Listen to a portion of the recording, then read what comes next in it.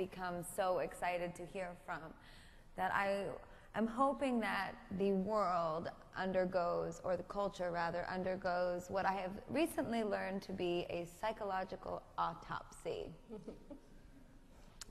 I would like to do a psychological autopsy on as many bullies and victims as possible. How do we understand what breeds hatred, what breeds anger, and what are the signs that a youth empowered like Alyssa can pick up on within the school environment and say, hey, something's not quite right. I'm really happy that you're here today because I recently have been doing some research on violence within schools, and something that I noticed in particular was that in the unfortunate tragedy of Columbine, there were actual very specific signs of violence and hatred even within their schoolwork. It ranged from bullying towards the perpetrators, as well as there being actual signs very early on of violent behaviors, violent messaging, violent tendencies in general. There was an essay written by one of the students that said, I have dreams that I X, Y, and Z, and the X, Y, and Z was a blueprint for the tragedy of the day. Why was there not a teacher that read that essay and said, something is wrong? Why was there not a student in that school that said there is violent behavior happening in the student body? Why was there not someone in Alyssa's school that said there is violent behavior happening to Jamie? These are the things that I want to really focus on from a scientific, psychological, and research perspective. I think that some of the answers really lie in us being more intelligent about the climate of society. Let me just ask a question, Lady Gaga. Part of this is not just the bullying, it's also the bravery. How do we get to the bravery from your point of view? Yes, of course. Well, again, thank you for pointing that out. This, again, is not focused around bullying. The bravery aspect is I want for young people to know that they have the power. Jeez, I'm terrible at that. I'm not used to doing it with the little mic here. I'm used to it being here or here, you know. How can we inspire young people to know that they have the power to be brave, to be the one to say there is a problem here, I'm noticing that there's an issue? How can it become cool to be the kid that says something's not quite right?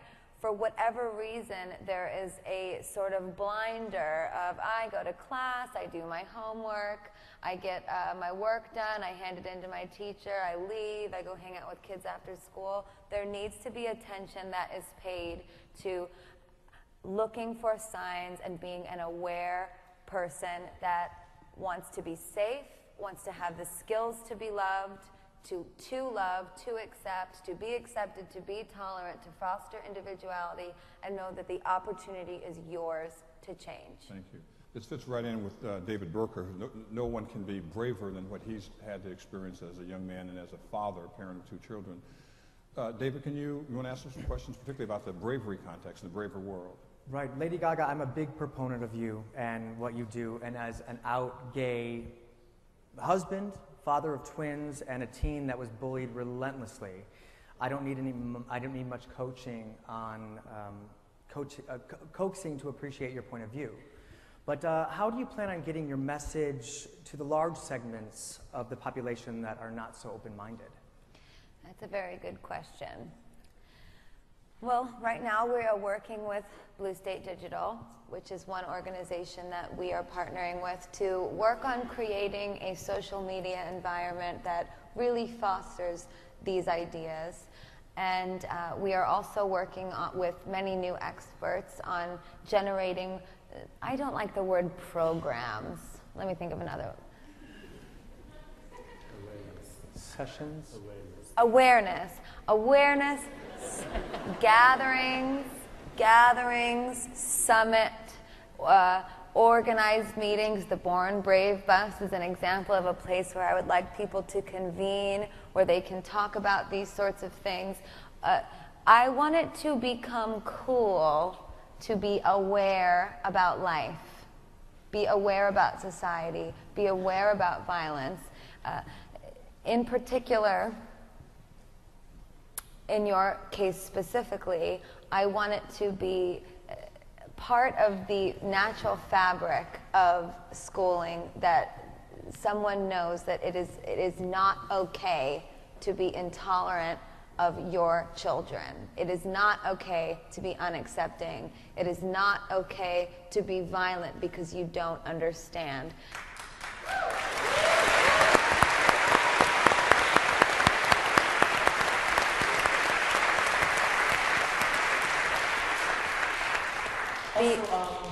One of my concerns is making sure my children always feel safe to be themselves, but it's not always easy. So how are you or the foundation going to make childhood a safer place, given all the social networking tools out there to make children feel unsafe or vulnerable? Well, I'm not going to. How's You are. Me, my children. You are. The point of the foundation is to say, parents, kids in school, we need to go from the bottom up, but the model is you. It's okay to say, you can't use that website, or you shouldn't be on that program, or this kind of language is inappropriate, or stay away from. Educating your kids about social media today is as important as anything. And unfortunately, which is so interesting, I was reading about all of the statistics in relation to bullying. People think that cyberbullying is like, the major thing that's happening right now, and truthfully, it's really not. It's the most visible because you can copy and paste something and view it, but the worst bullying that you can experience is face-to-face, on the street, in school. So I believe, truthfully, that it is about the parents really, really being strong and very, very direct with their kids about what it means to be loving and accepting. If you teach your kids to love everyone and be accepting of everyone, hopefully that will over time branch out. But the truth is that there is really no one answer, and there is no law that can be passed. I wish there was, because I'd be chained naked to a fence somewhere trying to pass it.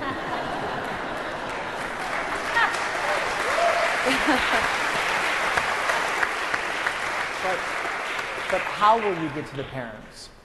Well, how will I get to the parents? The foundation aims to spread this message of love and acceptance and bravery as much as we can through the kids, through the bus, through Blue State Digital and media, and we're continuing to develop ideas with all of the different experts that we're working with. So the idea is that this really isn't an overnight thing. This is a cultural change and movement that's meant to be transformative and take place over time, and it could be 50 years from now, but if I'm dead, I don't give a shit. I just hope it happens. I just hope it happens. I know there's some people here in the audience who've left their labs and left their offices, who are the researchers, who are doing very important work that's going to influence this. What's your message to the researchers? What would you like them to do, and why are they so important in what you're trying to do? Give me all your information. I'd like for all of you to know that you are the most valuable asset to all of us, and this foundation is not a closed forum. I'm not excited about being the best foundation in the world. It's not about that. I want to work with as many of you as I can. Use me. Use me. If you discover something tremendous, if the research that you're doing is leading a particular study in a different direction, help us to understand what we can do on a completely grassroots level to spread that message. I really believe that so much of the Born This Way Foundation is about information. People don't have the information, and if we don't have the information, we can't spread the message. I'm going to go to Secretary Sebelius in just a minute, but I want to go back to Dr. Swearer in the sense from the psychological point of view. What would you like Lady Gaga to be thinking about? What's the next question you want to present to her? Yeah, I mean, what will the Born This Way Foundation do to kind of bring light to, really, you talked about the mental anguish that all kids involved in, you know, aggressive and mean behavior experience. So, well, I will probably pull you aside after and ask you. You know, the truth is that we don't have all the answers, and what we're looking to do is bring someone like yourself and psychologists worldwide together to figure out the best way to formulate a system, a criteria. Right now, the messaging is love, acceptance, bravery. We have SSO, which is for skills, for safety, for opportunity. But we are going to delve further into this issue and figure out all of the ways that we can develop a psychological checklist, if you will. Mm-hmm. Mental turmoil is very serious. It comes in so many different forms. Depression being one of them. Depression's probably one of the most widespread forms of turmoil that many of us experience. I really want to become as educated as I can about the issue, but more importantly, I think the more kids that I can get to eat hamburgers and talk about it outside my show, I really think, you know, it sounds small, but over time, I feel that it will be very big.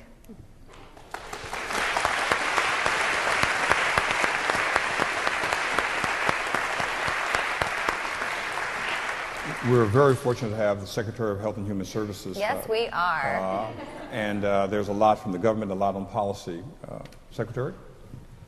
Well, I think that the question, Lady Gaga, that you were just talking about with kids, you know, one of the things, and Dr. Swearer probably knows this a lot better than I do, but that the research says is that a friend intervening, a person intervening in a bullying situation is enormously powerful. It often shuts it down. And, you know, when I listen to you talking about the safety and skills and opportunity, how can we, you, all of us, convince kids how powerful they really are, that they really have the power to stop something that they don't like to see, that they don't like going on? What can we do to reach out to every kid? I think it's about messaging. I think that it's about being innovative in the way that we use technology. I also believe that this idea that, you know, creating a sense of acceptance within the classroom is the sort of thing that will inspire someone to say, hey, quit beating up on so-and-so. You know, that was a little bit much. Back off a little bit, or telling a teacher. It's going to take a really long time, and if anyone knows how to get a message out there, it's me. So Here.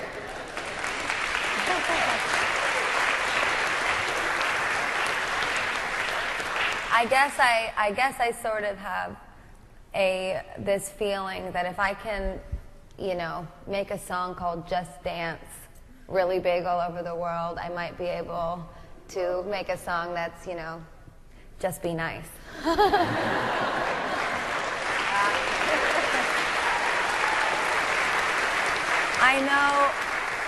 I know that I keep giving you the same answers to almost all of your questions, but you know, I kind of am doing that on purpose, and I'll explain why. I remember when, well, I don't remember because I wasn't alive yet, but I'm obsessed with John Lennon and Yoko Ono. And they would say, give peace a chance. And the reporters would shove microphones in their faces and say, explain. And they would just cuddle and say, no.